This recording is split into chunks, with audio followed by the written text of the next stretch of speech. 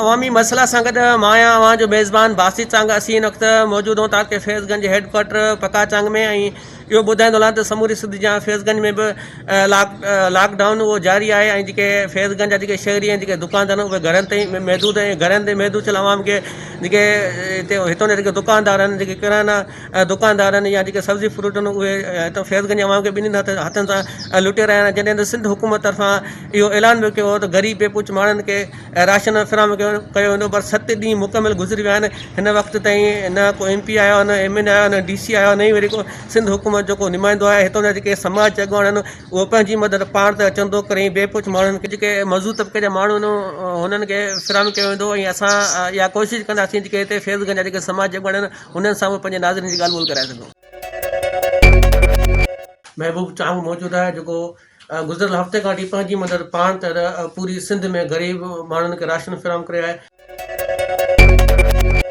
सिंध हुकूमत खे सलाम पेश कयां थो, जिन कोरोना वायरस जे लाइ जेके उपाउ वरिता आहिनि, जेके एहतियाती तदाबीरूं करतब आंदियूं आहिनि, उहे क़ाबिल तारीफ़ आहिनि, क़ाबिल फ़ख्र आहिनि। मां बहैसियत chairman human rights protection forum Pakistan CM Sindh जनाब मुराद अली शाह साहब जन खे सल्यूट कयां थो।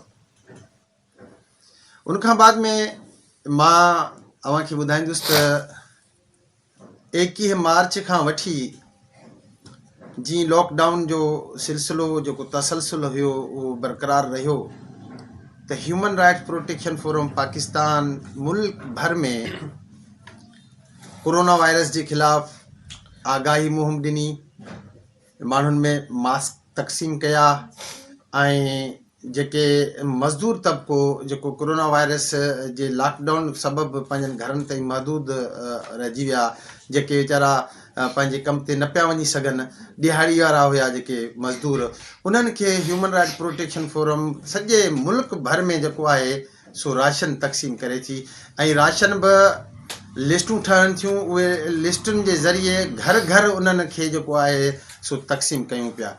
ऐं असां कल्ह 27 तारीख़ हुई, 27 तारीख़ खां असां कराची में वरी जेको हिकिड़ो सिलसिलो शुरू कयो आहे, त जेके रक्षा हलाईंदड़ वीचारा मज़दूर हुया, उहे पंहिंजे घरनि ते महदूद आहिनि, त असां 500 माण्हुनि जो जेको खाधो आहे उहो पकाए तयारु करे ऐं उन्हनि जे घर ताईं ॾेई अचूं था। छो जो हे जेको वायरस आहे, ही तमामु ख़तरनाक वायरस आहे, छो जो हिन जी दवा मां सम्झां थो त पूरे दुनिया में दरियाफ़्त न थी सघी आहे, जंहिंजे करे तव्हां ॾिसो था त अमेरिका केॾो सुपर ताक़त आहे, लख खां वधीक जेका तइदाद आहे मरीज़नि जी थी वई आहे, 1700 जे लॻभॻि जेके आहिनि सो उते माण्हू फोत थी चुका आहिनि। सो उन हवाले सां मां आगाही ॾींदो हलां थो पंहिंजे ॾिसंदड़नि खे, जेके मूंखे ॾिसनि था, मां उन्हनि खे गुज़ारिश कयां थो त अदा खुदारा अलाह खे मञो, पंहिंजनि घरनि ताईं महदूद रहो। सिंध गवर्नमेंट जेको लॉकडाउन वारो जेको इहो तसलसल रखियो आहे, इनखे बरक़रार हुजणु ॾियो। इन जे करे छो जो ही एॾो ख़तरनाक वायरस आहे, जंहिंजे पंहिंजो रिएक्टिव थियण सां ईअं सम्झो त जेकॾहिं उनखे घुर्बल सहूलियतूं नथियूं मिलनि त उनजी डेथ थी सघे थी। घुर्बल सहूलियतुनि सां मुराद इहा आहे त कुझु जेके हिन वायरस में जेके केस रिपोर्ट थिया आहिनि, त कुझु दरमियानी टाइप जा पंहिंजो केस आहिनि, कुझु वरी तमामु पंहिंजो मेजर टाइप जा केस आहिनि। मेजर टाइप जा जेके केस आहिनि, उन्हनि सां मुराद इहा आहे त उन्हनि खे वेंटिलेटर जी ज़रूरत आहे। असांजे पाकिस्तान में त छा, पर पूरी दुनिया में वेंटिलेटर जी एतिरी त शदीद खोट आहे, जंहिंजे करे पूरी दुनिया कोरोना वायरस जहिड़े मर्ज़ खां तव्हां ॾिसो था त केॾो ड्रिनल आहे ऐं केॾो जेको आहे हू डिॼे पई थी। ऐं मां सम्झां थो त पूरी दुनिया जी जेका आबादी आहे 75% जो मां सम्झां थो लॉकडाउन में अची वई आहे। उहो इन जे करे त हिन वबा खे न फैलाइजे। ऐं जेकॾहिं तव्हां पंहिंजनि मिटनि माइटनि ॾे वञो था, या तव्हांजा मिट माइट तव्हां वटि अचनि था, त हीउ जेको वायरस आहे हथु ॾियण सां, भर में वेहण सां जेको आहे सो पंहिंजो अॻे माण्हू में दाख़िल थी थो वञे। सो इन हवाले सां जेका सिंध गवर्नमेंट जंहिं तहत लॉकडाउन कयो आहे, त महिरबानी करे कुझु ॾींहं आहिनि पंहिंजे घरनि में गुज़ारियो, छो जो ॾुखिया वक़्त हर इंसान ते ईंदा आहिनि। हे वक़्तु असांजे पाकिस्तान ते आयो आहे ऐं मां हमेशह पंहिंजी हर स्पीच में बि इहो चवंदो आहियां, हर पंहिंजे इंटरव्यूज़ में बि इहो चवंदो आहियां त पाकिस्तान जी क़ौम बहादुर क़ौम आहे। उन हर जंग में अॻियनि खे शिकस्त ॾिनी आहे ऐं मूंखे उमेदु आहे त हिन कोरोना वायरस खे बि पाकिस्तान जी क़ौम शिकस्त ॾींदी ऐं इनशा अल्लाह ह्यूमन राइट्स प्रोटेक्शन फोरम पंहिंजी मदद पाण तहत जेको कमु करे पई थी उहो सरे फ़हिरिस्त आहे। ऐं जेसीं ताईं इहो लॉकडाउन हलंदो ओसी ताईं human right protection forum Pakistan पंहिंजे मज़दूर भाइर जेके पंहिंजनि घरनि ताईं महदूद आहिनि उन्हनि ताईं राशन पुॼाईंदी, उन्हनि ताईं पकल पकायो तयारु थियल खाधो उन्हनि खे पहुचाईंदी। जेके सहूलियतूं असां वटि हूंदियूं असां सभु उन्हनि मज़दूर भाइरनि खे ॾींदासीं, छो जो असां वटि न वफ़ाक़ गवर्नमेंट जो जे तरफ़ां को फंड आहे, असां वटि न सिंध हुकूमत जे तरफ़ां को असां वटि को फंड आहे। असां पंहिंजी मदद पाण तहत जेको आहे सो पंहिंजो ग़रीबनि जी ख़िदमत कयूं था ऐं मूंखे उमेदु आहे त असां हिन मूज़ी मर्ज़ खे शिकस्त ज़रूरु ॾींदासीं। ह्यूमन राइट प्रोटेक्शन फोरम जे चेयरमैन महबूब चांग जो तव्हां ॻाल्हियूं ॿुधियूं ऐं हिन जो इहो चवणु आहे समूरी सिंध में जेका असांजी तंज़ीम आहे उहा पंहिंजी मदद पाण त ग़रीब जेके बेपूच माण्हू आहिनि जेके ॾिहाड़ी ते जेके मज़दूर कमु कंदा आहिनि हुननि खे राशन ॾिनो पियो वञे। ऐं हिन जो इहो चवणु आहे त असांखे हिन महिल ताईं न सिंध सरकार न ई वरी वफ़ाक़ी गवर्नमेंट तहत को फंड ॾिनो वियो आहे। असां सां फैज़गंज शहरी ताज जो सदर अहमद हुसैन चांग मौजूदु आहे ऐं असां हुन सां ॻाल्हि ॿोल कंदासीं त सॼी सिंध जा फैज़गंज खे अॼु 7 ॾींहं गुज़री विया आहिनि पर सिंध सरकार तरफ़ां अञा ताईं ग़रीबनि में राशन न विराए सघी आहे। अर्ज़ु इहो कंदुसि त अॼु हफ़्तो गुज़री चुको आहे पर हिन हफ़्ते पूरे में कंहिं बि ग़रीब माण्हुनि जी, मज़दूरनि जी या शहर जे मज़दूर पेशा माण्हुनि जी काई बि हमदर्दी कंहिं बि न कई आहे। हालात अहिड़ा थी विया आहिनि जो हींअर घरियुनि जेके मिसकीन माण्हू आहिनि, जेके पोरियत माण्हू आहिनि, उहो 24 कलाकनि में हिकु वेलो बि नथा खाई सघनि। जॾहिं त असांजा हितां जा नुमाइंदा MPA हुजनि, MNA हुजनि, UC चेयरमैन हुजनि, उन्हनि बि हींअर ताईं का वाहर न कई आहे। ईअं ॿुधायो थो वञे त हर यूनियन में 20 माण्हुनि खे इमदाद मिली आहे, पर मां इहो अर्ज़ु कंदुसि त असांजी यूनियन काउंसिल पक्का चांग 5 देहुनि ते मुश्तमिल आहे जंहिंजी 50,000 आदमशुमारी आहे, जंहिंमें तक़रीबन 96% पोरियत माण्हू आहिनि। उन्हनि पोरियतनि खे अॼु ॾींहं ताईं का शइ न मिली आहे। को मास्क या साबुण आयो आहे त उहो बि किन मनपसंदि माण्हुनि खे ॾिनो वियो आहे, पर ईअं इज्तमाही तौरु का बि कोशिशि कान वई आहे, कंहिं ओड़े पाड़े जी सार कान लधी आहे। इलेक्शन दौर में त सभु हमदर्द थी ईंदा आहिनि, मुख़्तलिफ़ पार्टियुनि जा जेके कैंडिडेट्स हूंदा आहिनि, पर हींअर अॼु 7 ॾींहंनि में आउं हेडक्वार्टर पक्का चांग में वेठो आहियां ऐं सिटी पक्का चांग जो मां सदर आहियां जेको तालके जो हेडक्वार्टर आहे। हींअर ताईं गवर्नमेंट या कंहिं अवामी नुमाइंदनि ग़रीबनि जी का बि वार न कई आहे। हींअर पोरियो बंदि आहे ऐं शहर मुकमिल बंदि आहे। दुकानदार जी खणी टेलर मास्टर चइजनि, ड्रखण चइजनि, लोहर चइजनि, चौकीदार चइजनि, उहे हींअर वेला काटण ते मजबूर थी विया आहिनि। मां अपील थो कयां वज़ीर आला सिंध खे ऐं हुकुमरान अॻुवाणनि खे त असांजी यूनियन काउंसिल पक्का चांग ऐं शहर पक्का चांग जे लाइ को राशन मोकिलियो वञे।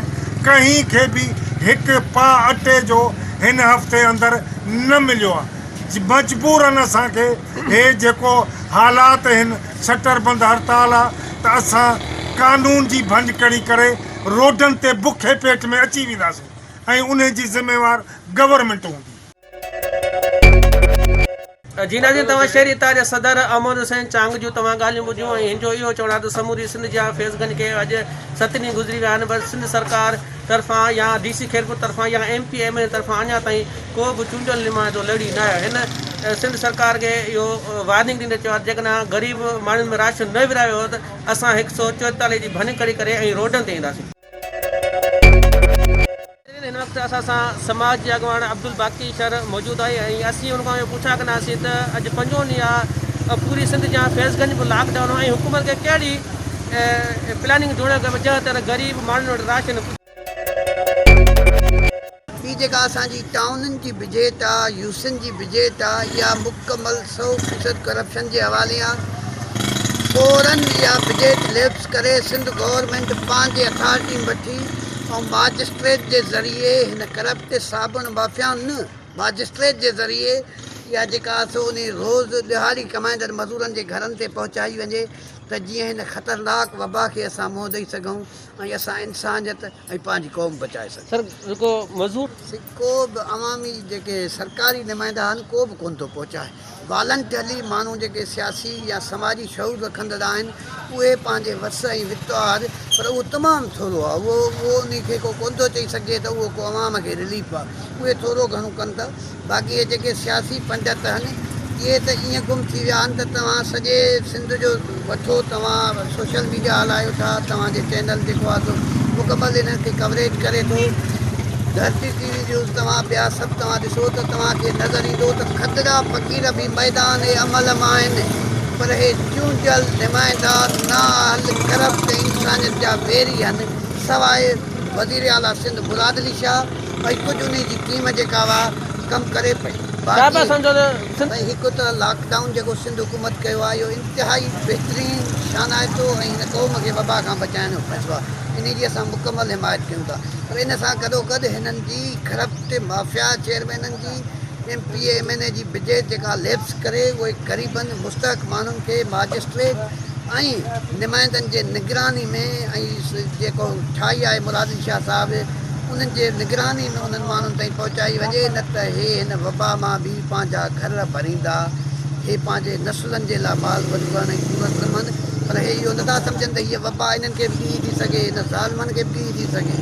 सो असांजी मुराद अली शाह जी इहा अपील आहे त जीअं बहितर कमु करे पियो, खे सलाम आहे त हीअ हिननि चेयरमैन हे को बि कमु कोन कंदव, हे खाई वेंदव, हे पंहिंजा घर भरींदव, उहा ग़रीबनि दिहाड़ी मज़दूर कमाईंदड़नि खे माजिस्ट्रेटनि जी निगरानी। गवर्नमेंट सिंध जो इहो इंतिहाई बहितरीनु क़दम आहे त जेको ही लॉकडाउन थिए पियो, छो त हिन वायरस जो जेको इलाजु आहे उहो सिर्फ़ु एहतियाती आहे। ऐं असांखे जेको इटली जो जेको हींअर उते जेको असरु लॻो पियो आहे उन में असांखे इहा ॻाल्हि सम्झणु खपे। ऐं चाइना जेको इन ते कंट्रोल कयो आहे, या पूरी दुनिया में इन जो इलाजु कोई न आहे, सिर्फ़ु एहतियात आहे। उनजे लाइ एहतियात करणु इंतिहाई ज़रूरी आहे। बाक़ी जेके ॿियूं ॻाल्हियूं आहिनि, ज़ाहिर आहे गवर्नमेंट खे हिन प्लान खे कंप्लीट करण जे लाइ काई प्लानिंग करणी पवंदी। ज़ाहिर आहे होरियां होरियां इहे सभु कमु थी वेंदा, ऐं सिंधी अवाम खे, हर पाकिस्तानी खे इहो घुरिजे त उहो हिन वायरस खां जेतिरो बि थी सघे उहो हिक ॿिए सां जेके समाजी राब्ता आहिनि उहे कटे छॾे, छो त जे ज़िंदगी आहे त सभु कुझु आहे, उनखां सवाइ कुझु बि न आहे। अच्छा गवर्नमेंट ज़ाहिर आहे परेशानी थींदी, ऐं परेशानी जो बाइस बि आहे, छो त वायरस त अचानक आयो आहे ऐं हिकिड़ी जेका शइ असांजे हिन शेड्यूल में हुई, न कंहिंखे ख़बर हुई को वायरस ईंदो। ज़ाहिर आहे उन सां मसइला ज़रूरु थींदा, ऐं थी सघे थो अञा त घटि मसइला आहिनि, राशन जा अञा वधीक मसइला थी सघनि था, पर असांजी हिन क़ौम खे गुज़ारिश आहे त हू बुख सुख ॾेई हिन वायरस सरकार अञा ताईं राशन न पहुतो आहे, पर ॿुधो आहे त के लिस्टूं ठहनि पियूं ऐं माण्हुनि जा नाला हू कलेक्ट कनि पिया, जेके माण्हू रोज़ाने जी बुनियाद ते कमाइनि था, मज़ूरी कनि था, त उन्हनि जूं लिस्टूं ठहनि थियूं। लॻे थो त आईंदा 2-3 ॾींहंनि में को खर्तेल ज़रूरु निकिरंदो।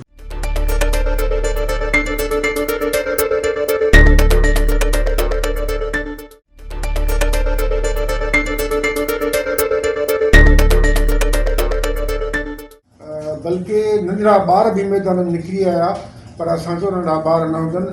असां सां गॾु शहर जूं औरतूं, असांजूं पंहिंजूं दोस्तनि जूं घर वारियूं, धीअरूं, भेनरूं सभिनी पाण मल्हायो। ऐं पहिरीं ॻाल्हि त असां हुनजे लाइ प्रोपेगेंडा कईसीं त बाबा कोरोना खां असां बचाव कीअं था करे सघूं। गवर्नमेंट जेको लॉकडाउन जो ऐलान कयो, पर इन खां अॻु में असां सभई इन शइ खे सम्झी सघियासीं पिए त हीउ ख़तरनाक मर्ज़ु आहे। उन करे असां माण्हुनि खे परहेज़ करण जे लाइ माण्हुनि खे आमाद कयो। उन खां पोइ असांखे इहा बि ख़बर आहे लॉकडाउन थियण सां केॾा नुक़सान था थियनि ऐं केतिरो नुक़सानु पए थो। सवाइ राशन जे ॿिया सभु जा सभु दुकान, जंहिंमें रेडी मज़दूर, गदा करण वारा मज़दूर, वेल्डर, पंचर हणण वारा, आर्टिस्ट, ॿिया टिया सभु जेके मज़दूरी ते पंहिंजो पेट पालनि पिया, उहे ॾाढनि ॾुखनि में अची विया ऐं अची विया आहिनि। अञा सूरत हाल छा थींदी इन शइ जी असां सम्झी कोन था सघूं। पर मां मक़ामी इंतिज़ामिया जंहिंमें असिस्टेंट कमिश्नर मुख़्तियार कार साहिबु ऐं पुलिस इंतिज़ामिया उन्हनि सभिनी सां संगत समेत असां लह विचड़ में ईंदा रहियासीं। पर असांखे सिर्फ़ु इहो चइबो आहे तव्हां पंहिंजो पाण बचायो। पाण बचाइण जो मतिलबु आहे असांजे घरनि में वेही रहो, ईअं कोन्ह थींदो। असां दुनिया सां गॾु हलंदासीं। दुनिया में असांजा डॉक्टर वीचारा हीअ जान छॾे विया आहिनि जेके माण्हुनि जी ख़िदमत कंदे। असांखे बि इन्हनि शयुनि जी का परवाह कोन्हे। जेकॾहिं असांखे को कोरोना वठी वई या मरी वियासीं त को मसइलो कोन्हे। अञा चोथों ॾींहुं आहे त हिकिड़ो मोटरसाइकिल वारो ग़रीब हुयो जंहिं रोई अची मूंखे चयो त बाबा असां अटे लाइ मरूं पिया, पर असां उन्हनि जी मदद पूरी तरह करे कोन सघियाऊं। अहिड़े नमूने सां कल्ह ताईं खोड़ अहिड़ियूं मायूं हुयूं जिन असांखे पंहिंजा नंबर ॾिना त असां जो घर में को कमाइण वारो कोन्हे। को हिकिड़ी माई हुई जंहिंजो घर वारो जेको आहे फालतू में पियो आहे। असां हुन ताईं मतिलबु जेको हुयो उहो दोस्तनि जे तावन सां ऐं असां हिते वाटर टैंकर उहे हणायासीं, साबुण हणाए रखियासीं ऐं जेके बि टैंकियूं लॻियलूं आहिनि मां दोस्तनि समेत उते असां हर हर पहुचूं था। पर असांजे पहुचण खां अॻु में जेके शहरी आहिनि उहे पाण उन्हनि जी निगरानी कंदा, माण्हुनि खे वठी अचे उनखे हथ था धोराइनि पिया। इहो सॼो सारो कमु जेको आहे हले थो पियो। ऐं इहो असांजा दोस्त आहिनि नौजवान जनसिद्ध मददगार तंज़ीम ठाही आहे उनजे तहत ऐं आज़ादाना तौर ते बि सभु को तव्हांजी जेका सहाफ़ी आहियो जेको तव्हांजो चैनल आहे अॻु में बि ऐं हाणे बि तव्हांजो साथ रहियो आहे। असांखे उमेद आहे त असां इन कम में कामयाबु ईंदासीं, माण्हुनि जी मदद कंदासीं। पर मसइलो छा आहे? असुली मसइलो आहे त माड़ियुनि मारिस की न की मारिस मारूअड़नि जी माम MPA MNA या जेके असांजे टाउन कमेटियुनि जा या यूसीस जा जेके चेयरमैन आहिनि जंहिंजी करोड़े रुपया बजट आहे उहे छा था कनि? माण्हुनि खे छा ॾिनो अथनि? को पुछण वारो आहे? पर असां हींअर इन शइ ते बि का बि हलचल या ॿी शइ कोन हलाईंदासीं।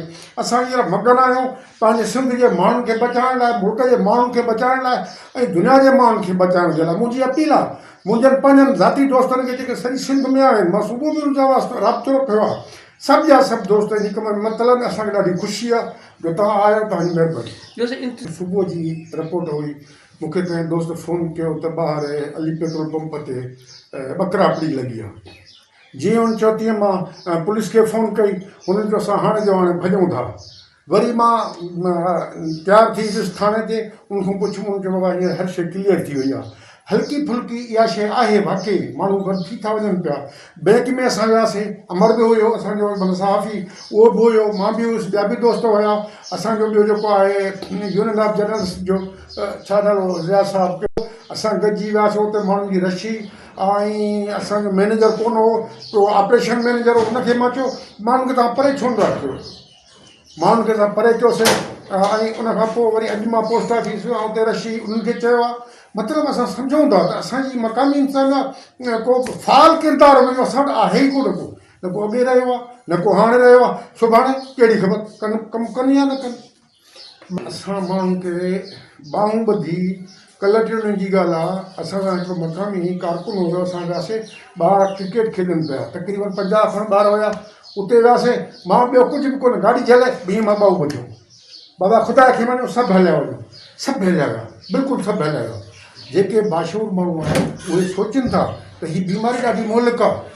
असां माण्हुनि खे रज़ा करण पर माण्हुनि खे अपील था कयूं, ख़ुदा रा इहो माण्हू गॾु न थियनि। ॿी शइ जेका ॻाल्हि थी आहे उहा ॿी शइ इहा थी आहे त आउटसाइडर जेके बि असांजे इलाइक़े में अचनि था उन्हनि में कोरोना आहे। ख़ासि करे जेके तबलीगी जमात जी शिकिल में अचे माण्हू असां वटि पहुता आहिनि, जेके अॼु बि ॻोठनि में रहनि था ऐं हलनि था पिया, उन्हनि में कोरोना आहे। असां मक़ामी इंसान खे चयो आहे बार बार, उहो इन ते ध्यानु नथा कनि पिया। जेकॾहिं सुभाणे इन मां कोरोना निकिती त असां हिन मक़ामी इंसान जे कंध में ईंदासीं त तव्हां फेल रहींदा। मां हींअर बि तव्हांजे तवसुल सां चवां थो मक़ामी इंसान खे हिकदमि ॻोठनि में तबलीगी माण्हुनि खे ॿाहिरि कढी वेंदो। असां कंहिंजी त जमात सां को बि एतिराज़ु कोन्हे, को मज़हबी तबलीग थियणु खपे, सॼी दुनिया में थियणु खपे, पर इहो ज़रूरी आहे जॾहिं खाना काबा बंदि आहे, मस्जिद नबी बंदि आहे, अचे हिननि ज़ोर भरियो आहे असांजे घरनि में। हाणे इहो ॿुधायो ॿियनि इलाइक़नि में उनखे वठी स्क्रीनिंग कराई अथनि, हुनमें मुस्बित आहे, वाक़ई उनमें मुस्बित आहे, हुनमें मनफ़ी आहे। हुनखे पतो अथनि, वठी हुनखे बंदि कयो अथनि, बंदि करे हुनखे स्क्रीनिंग करे जेके साफ़ आया आहिनि शफ़ाफ़ आया आहिनि उनखे छॾे अथनि। पर मां चवां थो जेको बि आउटसाइडर आहे, ॿिए ज़िले जो माण्हू अचे थो पियो, उनखे जल्दी में स्क्रीनिंग कराए ऐं ख़ैर सां पंहिंजनि ॻोठनि ते मोकिले छॾनि। वञी घरनि में वेहनि जेसिताईं मुंहुं हिक जे हथूं थिए का सवलाई थिए मुंहिंजो तयारु पीला त आउटसाइडर्स जेके बि आहिनि इवन ज़िले खां ॿिए ज़िले जा माण्हू ॿुधा हुजनि। गवर्नमेंट चयो आहे त असां हेतिरा करोड़ हेतिरा लख राशन जे मद में ॾिना आहिनि, पर मथे त मूंखे ख़बर न आहे, पर DC खां वठी AC खां वठी मुख़्तियार कार ताईं असांखे त का ख़बर ई कान त को माण्हुनि खे मिलिया या न मिलिया, न कोई माण्हुनि खे मिलिया। जी नाज़रीन, तव्हां कामरेड गुलाम मुर्तज़ा शर जूं तव्हां ॻाल्हियूं ॿुधियूं ऐं कामरेड जो चवणु आहे त 5 ॾींहं गुज़री विया आहिनि लॉकडाउन खे, पर फैज़गंज इंतिज़ामिया उहा अमल करण में बिल्कुलु तौर ते नाकाम थी आहे। इहो बि चवणु आहे त सिंध सरकार इहो ऐलान त कयो आहे ऐं अरबे खरबे रुपया जी बजट बि रखी आहे, पर अॼु ॾींहं ताईं जेके ॾिहाड़ी ते जेके कमु कंदा मज़दूर उन्हनि जे घरनि जूं जेके चुल्हियूं में बंदि आहिनि ऐं सिंध गवर्नमेंट तरफ़ां अञा हुननि जो को बि नुमाइंदो न आयो आहे। हिन जो इहो बि चवणु आहे त सिंध सरकार ऐं जेके MP MN आहिनि हुननि जो अञा बि को नुमाइंदो जेके मुतासिर आहिनि या जेके ग़रीब तबिके सां जेके वाबस्ता माण्हू आहिनि हुननि जी सहायता लाइ अञा बि को बि हुकूमत अञा अमली क़दम न खयो आहे। नाज़रीन, असीं हिन वक़्तु मौजूदु आहियूं फैज़गंज मुख़्तियार कार ऑफिस में ऐं असां फैज़गंज मुख़्तियार कार ख़ालिद अलुन सां ॻाल्हि ॿोल कंदासीं ऐं हिन खां पुछा कंदासीं त फैज़गंज जेका इंतिज़ामिया आहे उहा जेको एतिरी ज़िम्मेवार न आहे ऐं जेके माण्हू उहे शहर में अचनि था हुजूम हिन वारे सां जेके पुलिस बि जेका आहे हुनजी बि कल्ह लेटर आहे। हिन सॼी सूरत हाल ते मुख़्तियार कार साहिब सां ॻाल्हि ॿोल कंदासीं। गवर्नमेंट 144 कलम थ्रू कमिश्नर जे हणी छॾियो आहे। बिल्कुलु मां हिते पंहिंजो ज़िम्मेवार ऑफिसर आहियां तालके जे हवाले सां तालका मुख़्तियार कर असांजी बिल्कुलु वाच कयूं था पिया। जेको तव्हां चओ था त शयूं महांगे अघ ते, असां बिल्कुलु उन्हनि दुकाननि ते रेड बि कया आहिनि, फाइन इम्पोज़ कयो आहे काफ़ी हद ताईं। पुलिस बि पंहिंजो कमु करे थी पई पंहिंजे हद ताईं, पर असांजे जेके सिंधी माण्हुनि में अञा एतिरी ॼाण न आहे।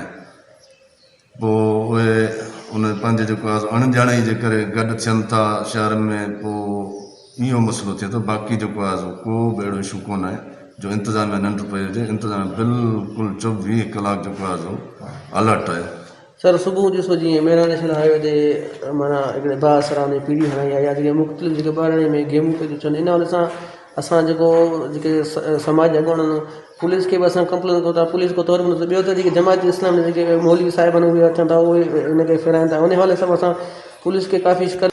भई मां हींअर बि कोटलालू मां अचां पियो। कोटलालू में पंहिंजो जेको आहे सो डिप्लॉयमेंट बिल्कुलु शहर में हुई ऐं पंहिंजो तव्हां अकरी वेंदव उते बि तव्हांखे चौंक ते पुलिस जी जेको आहे गाॾी मिलंदी ऐं कोशिशि कनि था पिया त असां हुजूम करणु न ॾियूं। ऐं उन खां अलावा दुकान त असांजा खुलियल आहिनि जेके सब्जियुनि जा आहिनि, किरियाने जा आहिनि। ज़ाहिरी ॻाल्हि आहे उते माण्हू ॿाहिराड़ी खां अचनि था। असां वटि ॿाहिराड़ी तबिको घणो आहे शहर जी बनस्बत।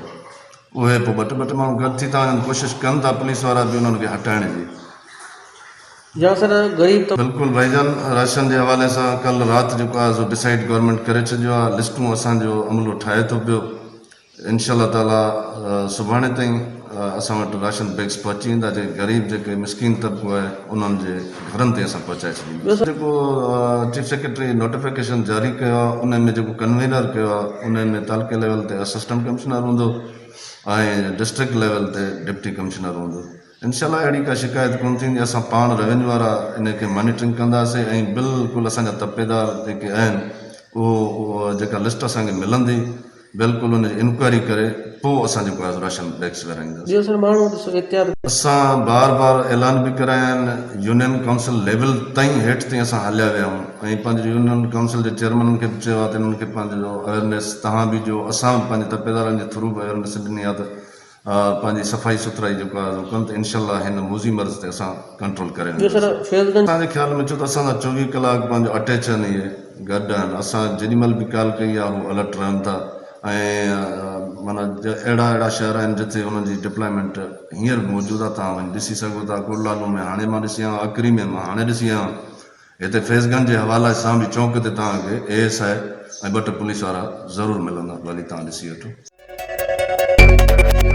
फैज़गंज मुख़्तियार कार ख़ालिद अलुन साहिब जूं तव्हां ॻाल्हियूं ॿुधियूं ऐं हिन जो इहो चवणु आहे त असां जेका सिंध गवर्नमेंट जूं इहे सख़्ती सां इहे हिदायतूं आहिनि त ग़रीब बेपोजा या जेके ॾियाड़ी ते जेके मज़दूर कमु कनि था उनखे हर हाल में राशन पुॼाए वेंदो। ऐं हिन जो इहो चवणु आहे DC खैरपुर जे हिदायतुनि ते असां या ग़रीब तबिका जेको मज़दूर तबिका DC खैरपुर जी हिदायतुनि ते असां हुननि वटि सामान पुॼाईंदासीं। तव्हां जेके हितां जा जेके समाजी अॻवान आहिनि तव्हां हुननि जूं बि ॻाल्हियूं ॿुधियूं ऐं हिननि जो इहो चवणु आहे त अञा ताईं सिंध सरकार तरफ़ां इहो ऐलान त कयो आहे पर सिंध सरकार तरफ़ां अञा अहिड़ो को निमानो मुक़ररु न कयो आहे जेको ग़रीब बेपुच माण्हुनि ते जेको समान पुॼाए सघनि। ऐं मां तव्हांखे इहो ॿुधाईंदो आहियां जेके फैज़गंज तबके जा जेके मज़दूर जेके ॾींहं ते कमु कंदा आहिनि जेके हुननि जूं जेके घरनि जूं जेके चुल्हियूं हुन में मुकमिल तौर ते बंदि आहिनि। इन हवाले सां हितां जे जेको मुख्तियार फैज़गंज आहे ख़ालिद लुंड उन सां मुंहिंजी ॻाल्हि ॿोल थी। हुन जो इहो चवणु आहे त DC खैरपुर तरफ़ां असांखे इहा सख़्तु हिदायत मिलियो त जेके ग़रीब जेके बेपुच माण्हू आहिनि हुननि ते जेको राशन हुननि खे फिराम कयो वञे। ऐं हुनजो इहो चवणु आहे तमामु जल्द 1-2 ॾींहंनि अंदरि असां जेके ग़रीब बेपुच जेके माण्हू हुननि ताईं असां राशन पुॼाईंदासीं। कैमरा टीम सां गॾु बासित चांग, धरती TV न्यूज़, फैज़गंज।